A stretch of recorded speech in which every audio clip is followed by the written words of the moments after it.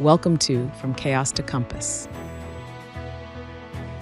Hello, everyone, and welcome to From Chaos to Compass, the podcast that helps businesses move from marketing confusion to confident direction. I'm Sean O'Connor, and today I am joined by two powerhouse women who know how to build brands through relationships and community. First, Jennipher Jess, CEO and founder of Mapless Marketing, where she helps small to mid-sized businesses create clear strategies that drive real growth. Welcome, Jennipher. Thank you.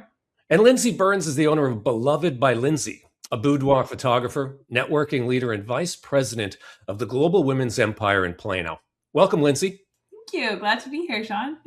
Awesome. Hey, we're in episode 5, and it's titled How to Build a Magnetic Business Network. And together, we're going to share how intentional networking, creative collaborations, and relationship-driven marketing can become one of the most powerful growth engines for any business. And we're going to get right into some questions if you ladies are ready. Yes. And this one, it's for both of you, really. You know, you both spend a lot of time in networking rooms, business groups, and community organizations. When you first walk into a space like that, which, you know, is not everybody's comfort zone, what's your mindset? What are you actually trying to build long term?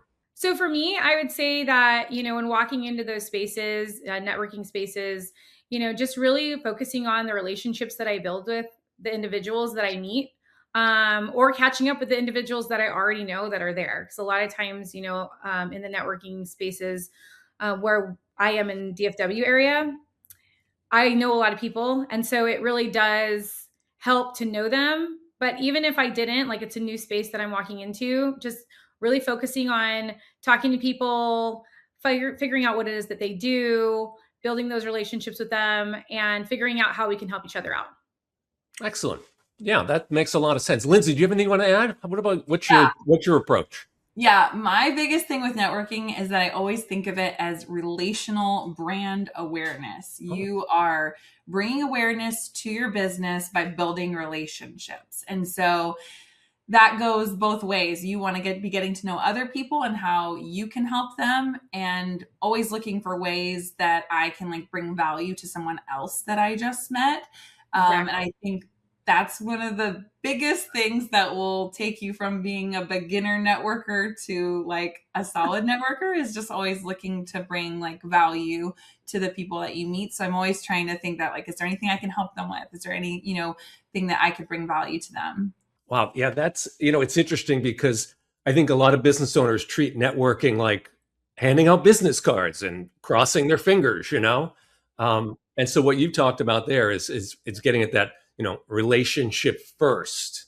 Are there other things, either of you, like in terms, when you think about relationship first networking, are there some specific things that, you know, you'd like, oh, you'd recognize it in real time in practice? I feel for me, you know, I do end up having like a lot of coffee dates with people, you know, just getting to know them, knowing them on a personal level. I feel great. I think that's number one, you know, like, you know, how are the kids? How was your vacation? You know, Lindsey invited me to a vision board party at her house, and we had a vision board party, and it was a networking event, but it was still like on a personal level for a lot of people, right? Because their vision boards are very personal. And so I think that, you know, just going to these networking events or things that kind of like events that shoot off the networking events, and just becoming more present and putting people first, you know, making sure that, you know, you're there to truly build that relationship on a personal level, and then it goes into the business, I feel like is definitely key. Oh, 100%. I totally agree. Because you're trying to build that, you know, build that know, like, and trust factor. So first you've got to get to know them, which means you've got to talk more about stuff other than just business, and actually like care about, you know, the people that you're meeting, which is how I've met some of my closest friends, which is kind of like, I call them my business besties. Yeah. Well, it sounds, I hear in that, like, you got to ask questions, right? Yes, absolutely. And be a good listener. Like, the best networkers like know how to ask good questions and listen, honestly. Yeah. I know that you have both served on boards and leadership teams, including Flower Mound Women in Business and Global Women's Empire. How has being involved at that level changed, well, your visibility and credibility in your communities? I feel that for visibility, just staying on a regular cadence and attending the Mm. events. Um, for me, if you're looking at a marketing perspective, right, marketing is all about consistency. And if you're working on marketing yourself and going to these networking groups, you need to be about consistency and showing up to these things, being a regular, getting to know people, building those relationships. Um, so I feel like for visibility, that's really helped with me. Yeah. And I would add to that, I would agree with that. But I would also say, I think that being in leadership has given me opportunities that I probably wouldn't have had otherwise, where I've gotten to teach on education topics. And so I've had like that platform, which has helped elevate my brand because I've gotten the chance to talk about niching, which is something I'm extremely passionate about. And I've taught about partnerships and things like that. So then people are thinking, oh, wow, she's an expert on niching. Man, she must be like really good at what she does, you know? So it's given me like credibility in that way. And I think it's like stirred up, credibility in that way for me. So it's been good. Well, you are really good. So. Thanks. An endorsement. Yes. Lindsey, you mentioned partnerships, and those are one of the fastest ways to grow when you do them right. Can you share examples of creative collaborations or joint events or promotions even that have worked and why, like kind of why they resonated? Yes, this is like one of my favorite things about my business because so much of my business is actually built on partnerships, and it's gotten me to the level that I'm at right now. So like, for example, like in my client experience, there's probably like 3 partnerships that my clients are going to experience. The first one being a personal stylist that I've partnered with. So like you mentioned, I'm a boudoir photographer. So people are naturally like looking for outfits, and they have no idea where to start with that. And it's overwhelming to them, and they don't know their body type and things like that. So I have a personal stylist that I've partnered with, and she works with them, helps them find outfits. And then I also have a lingerie store here locally in Dallas that I refer people to all the time. And her and I do, the owner of Bella Bra Shop, shout out to Nicole. Her and I do tons of stuff together. So that's just like a little piece of it. I also have a hair and makeup team that I've partnered with. So they do hair and makeup for all of my clients. So that's just included in the session. So it's hard to even talk about what I do without talking about partnerships, literally. Yeah. I mean, Yeah. That's, super interesting, especially in the boudoir space where, my understanding of it, I don't have firsthand experience, but Yeah. it's got to be outside of, your client's comfort zone, and to have those partnerships where Yes. the partners understand your business and the client. So if they're walking into that lingerie shop, that your partner there understands that, oh, this is probably I want to say fraught. That's a little too dramatic, but it's Yeah. it's a vulnerable place for them. Absolutely. And it adds so much credibility, and it makes my client feel so taken care of when I'm like, I already got a lingerie store for you. They got you. And then they walk in and they're nervous, and the fitters are like, oh, what brings you in today? And they're like, oh, I'm doing a session with Lindsey. And they're like, oh, we love Lindsey. And it instantly like builds even more credibility because they're like, this girl knows everybody. It's like those partnerships just add to that know, like, trust factor for sure. Moving from some of the things that work great, and obviously we've got business owners listening. What are the biggest mistakes you see people make when trying to build a community presence? And more importantly, is there something they can do to kind of fix them quickly, if you will?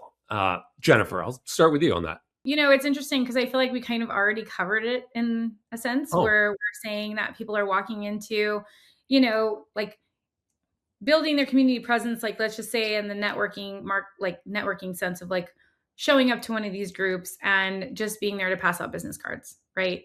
Like making it very transactional where it doesn't feel relationship driven, I feel is a big mistake because you're losing out on getting to know some amazing people. Because at the end of the day, they become your network of people who refer you as well. They might not need you at the time, but you never know what that relationship is going to drive if you actually put some effort into it. So I feel like that's a big mistake that I see a lot of people make in trying to build the community presence. Mm-hmm. You have anything to add to that, Lindsey? I would say giving up too quickly. Networking is a long game. And I've seen people come to like a couple events and then be like, it wasn't that great. And I'm like, oh, no. We got to change our mindset here, because networking is a long-term relationship and it will reap like so many good things if you have the right mindset and you really commit to it. So I think one of the biggest things is like hopping around from groups, being like, I don't know, try another one, hop around. No, like you really need to give it some time to produce some fruit before being like, I don't think this is the right group for me. So I think kind of, not enough consistency is a big mistake that people make, and just kind of giving up too quickly. Hearing that, commit, Yeah. It's a relationship, right? So, and you got to commit to it. That's interesting.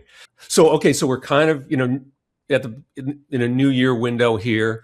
What are some concrete steps that a business owner could take? Maybe, one or two things like, okay, here's what you should do right out of the gate to kind of start to build some momentum.